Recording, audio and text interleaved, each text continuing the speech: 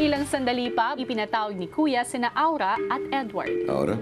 Yes po. Edward? Yes po.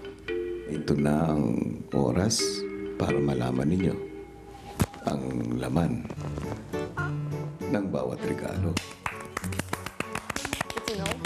Pagbalik sa loob ng bahay, isa-isa na lang bubuksan ang regalo sa harap ng mga kasama. Mga ribbon, huwag natin yan.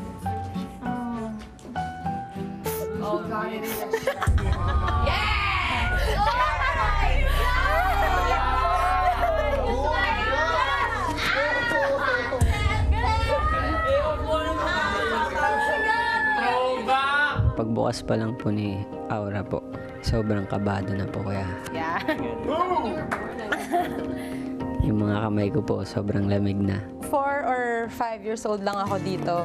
Ito yung time na sumali ako sa parang little pageant sa church namin. Kinabahan po ako para sa kanya, kuya, tsaka nakita ko talaga na takot po siya. Hindi pa po siya prepared. Nagkwento din sila ng mga kwentong Pasko ng kanilang mga pamilya. Meron kang siguro mga ko dito, mga 8 siguro ako dito.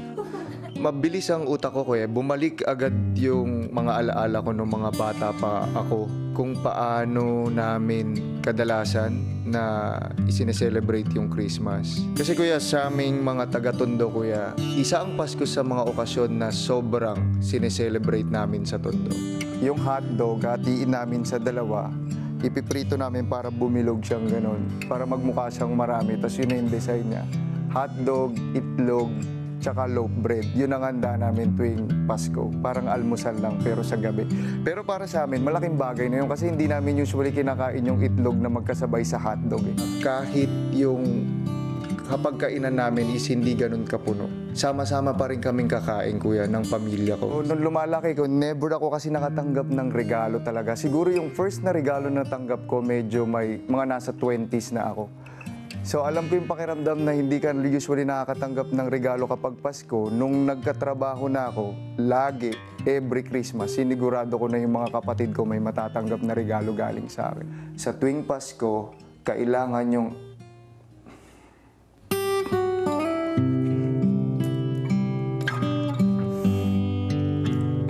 Sa tuwing Pasko, kailangan yung 4 kong kapatid may regalo galing sa akin.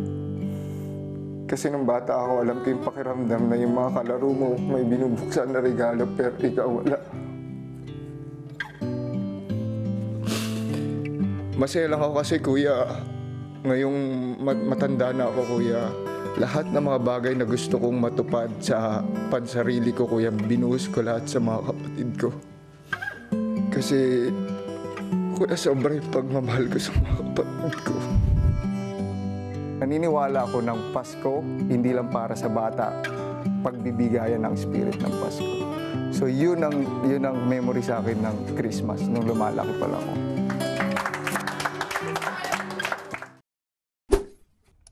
Hi mga kapamilya! Be updated with the Pinoy Big Brother housemates by clicking the subscribe button and watch all the latest videos by clicking the I button above.